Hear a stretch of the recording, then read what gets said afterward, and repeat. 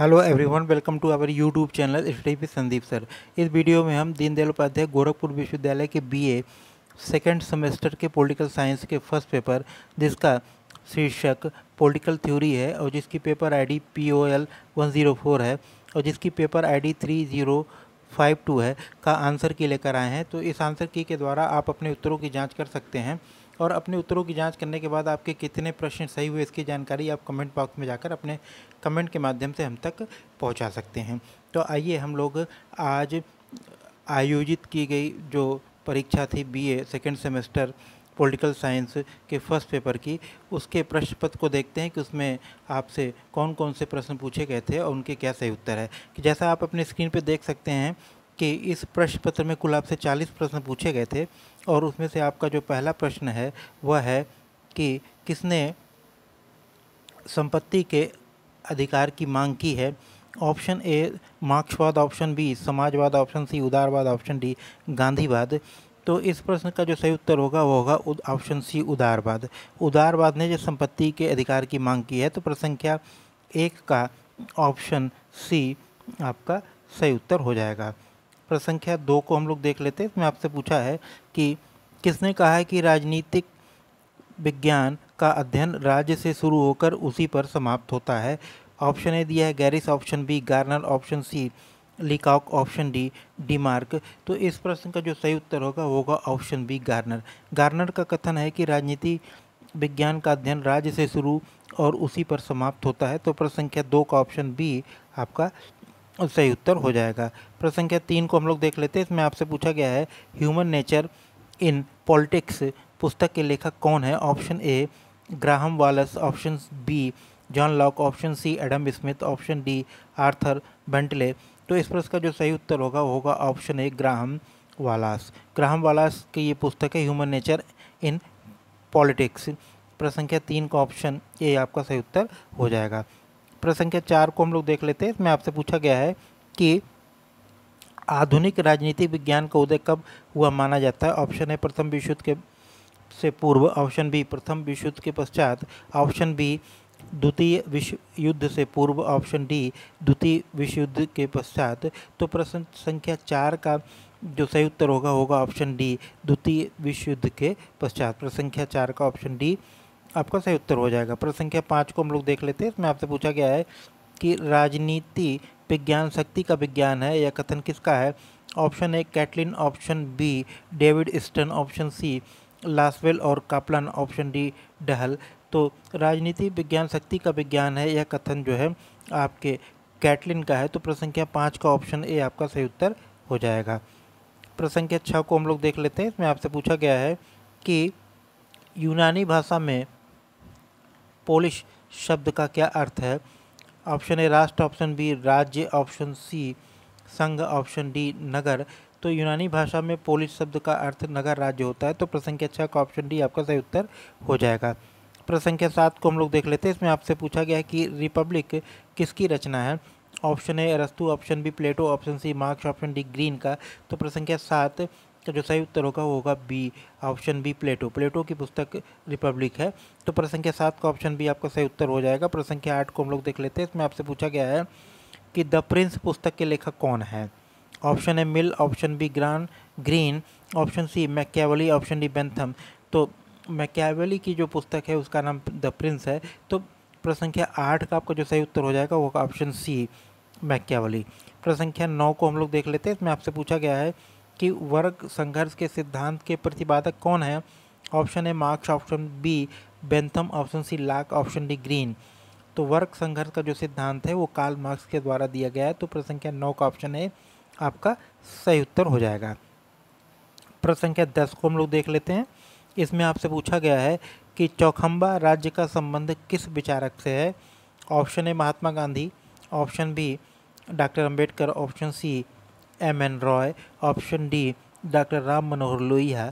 तो चौखंबा राज्य का संबंध जो है वो डॉक्टर राम मनोहर लोहिया से है। तो प्रश्न संख्या 10 का ऑप्शन डी आपका सही उत्तर हो जाएगा। प्रश्न संख्या 11 को हम लोग देख लेते हैं। इसमें आपसे पूछा गया है कि मनुस्मृति में कितने अध्याय हैं। ऑप्शन ए 9, ऑप्शन बी 11 अध्याय, ऑप्शन सी 10 अध्याय, ऑप्शन डी 12 अध्याय। तो मनुस्मृति में कुल 12 अध्याय हैं तो प्रश्न संख्या 11 का ऑप्शन डी आपका सही उत्तर हो जाएगा। प्रश्न संख्या 12 को हम लोग देख लेते हैं। इसमें आपसे पूछा गया है कि निम्नलिखित में से कौन लोकतंत्र की अनिवार्य शर्त नहीं है। ऑप्शन ए स्वतंत्रता, ऑप्शन बी समानता, ऑप्शन सी न्यायपालिका की स्वतंत्रता, ऑप्शन डी प्रतिबद्ध न्यायपालिका। तो प्रश्न संख्या 12 का ऑप्शन डी आपका सही उत्तर हो जाएगा। ये जो है लोकतंत्र की अनिवार्य शर्त जो है नहीं है कि प्रतिबद्ध न्यायपालिका का होना। प्रश्न संख्या 12 का ऑप्शन डी आपका सही उत्तर हो जाएगा। प्रश्न संख्या 13 को हम लोग देख लेते हैं। इसमें आपसे पूछा गया है कि निम्नलिखित में से किसने दो प्रकार की असमानता की पहचान की है। प्राकृतिक असमानता और पारंपरिक असमानता।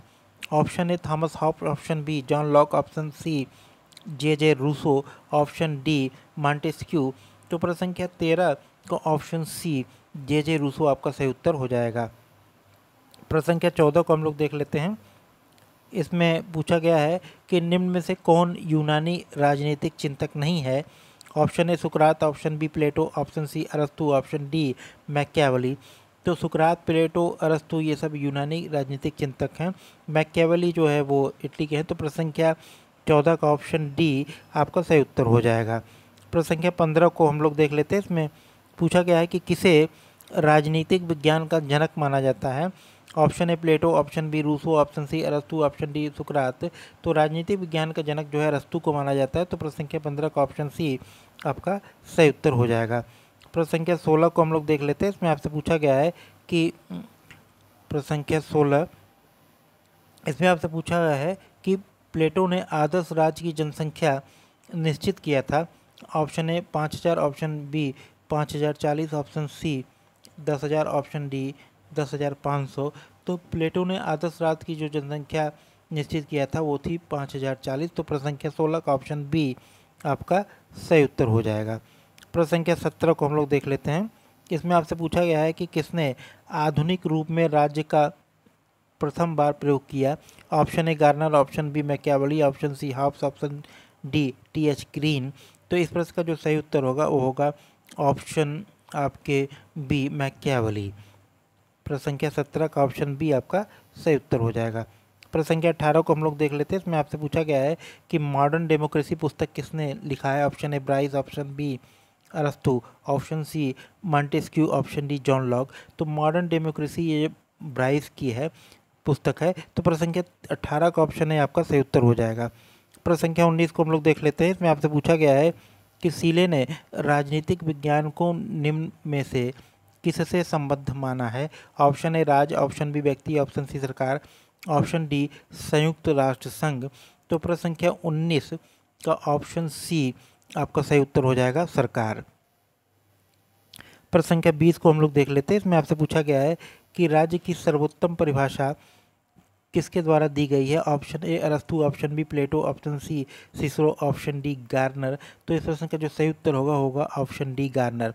गार्नर के द्वारा राज्य की सर्वोत्तम परिभाषा दी गई है।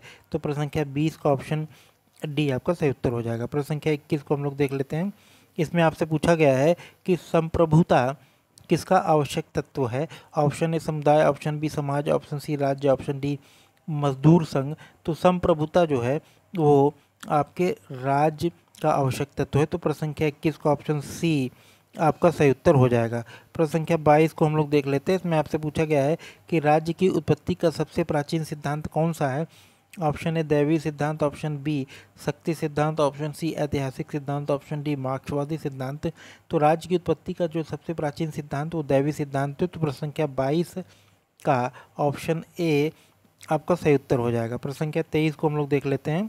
इसमें आपसे पूछा गया है कि हॉब्स की प्रसिद्ध रचना जिसमें उसने सामाजिक संबंधी विचार लिखे हैं का नाम है। Option A the Prince, option B Republic, option C Leviathan, option D Social Contract. तो हॉब की जो प्रसिद्ध पुस्तक है वो है लेवियाथन। प्रश्न संख्या 23 का ऑप्शन सी आपका सही उत्तर हो जाएगा। प्रश्न संख्या 24 को हम लोग देख लेते हैं। इसमें आपसे पूछा गया है कि सोशल कॉन्ट्रैक्ट पुस्तक के लेखक कौन है। Option A Hobbes, option B Plato, option C Rousseau, option D Locke. तो इस प्रश्न का जो सही उत्तर हो जाएगा option C Rousseau. Social Contract जो है वो रूसो की पुस्तक है। तो प्रश्न संख्या 24 का ऑप्शन सी आपका सही उत्तर हो जाएगा। प्रश्न संख्या 25 को हम लोग देख लेते हैं। इसमें आपसे पूछा गया है कि लिबर से लिबर्टी शब्द बना है। लिबर शब्द किस भाषा का है? Option A Latin, option B अंग्रेजी, ऑप्शन सी फ्रांसीसी, ऑप्शन डी जर्मन। तो इस प्रश्न का जो सही उत्तर होगा प्रश्न संख्या 25 का, वो होगा ऑप्शन ए लैटिन। प्रश्न संख्या 26 को हम लोग देख लेते हैं। इसमें आपसे पूछा है कि निम्न में से कौन विद्वान स्वतंत्रता का अतिशासन का विलोम करता है? स्वतंत्रता को अतिशासन का विलोम करता है। तो प्रश्न संख्या 26 में जो 4 ऑप्शन है वो है option A Laski, option B McNee, option C Seeley, option D Barker. तो प्रश्न संख्या 26 का आपका सही उत्तर होगा ऑप्शन सी सीले। सीले ने जो है स्वतंत्रता को अतिशासन का विलोम कहा है। तो प्रश्न संख्या 26 का ऑप्शन सी आपका सही उत्तर हो जाएगा। प्रश्न संख्या 27 को हम लोग देख लेते हैं। इसमें आपसे पूछा गया है कि समाज में समानता का निहितार्थ किसका अभाव है? ऑप्शन है विशेषाधिकारों का, ऑप्शन बी अवरोधों का, ऑप्शन सी प्रतिस्पर्धा का, ऑप्शन डी सामाजिक वर्गों का। तो समाज में समानता का निहितार्थ विशेषाधिकारों का अभाव है। तो प्रश्न संख्या 27 का ऑप्शन ए आपका सही उत्तर हो जाएगा। प्रश्न संख्या 28 को हम लोग देख लेते हैं। इसमें आपसे पूछा गया कि निम्नलिखित में से संसदीय सरकार का सर्वोत्तम उदाहरण है। Option A Bharat, option B Japan, option C England, option D Canada. तो इस प्रश्न का जो सही उत्तर होगा वो होगा ऑप्शन सी इंग्लैंड। प्रश्न संख्या 29 को हम लोग देख लेते हैं। इसमें आपसे पूछा गया है कि अध्यात्मात्मक प्रणाली का सर्वोत्तम उदाहरण है। Option A America, option B China, option C Italy, option D France. तो इस प्रश्न का जो सही उत्तर होगा वो होगा ऑप्शन ए अमेरिका। प्रश्न संख्या 30 को हम लोग देख लेते हैं। इसमें आपसे पूछा गया है कि संसदीय प्रणाली में राज्याध्यक्ष होता है। ऑप्शन ए वास्तविक प्रधान, ऑप्शन बी नाम मात्र का प्रधान, ऑप्शन सी कार्यकारी प्रधान, ऑप्शन डी इनमें से कोई नहीं। तो संसदीय प्रणाली में राज्याध्यक्ष जो है नाम मात्र का प्रधान होता है। तो प्रश्न संख्या 30 का ऑप्शन बी आपका सही उत्तर हो जाएगा। प्रश्न संख्या 31 को हम लोग देख लेते हैं, 31 को। इसमें आपसे पूछा गया है कि भारतीय संविधान अर्धसंघीय है, यह किसका कथन है? Option A K C Wheare, option B professor Dicey, option C Carl Friedrich, option D doctor Ambedkar. तो यह कथन जो है केसी वियर का है। केसी वियर ने कहा है कि भारतीय संविधान अर्धसंघीय है। प्रश्न संख्या 31 का ऑप्शन ए आपका सही उत्तर हो जाएगा। प्रश्न संख्या 32 को हम लोग देख लेते हैं।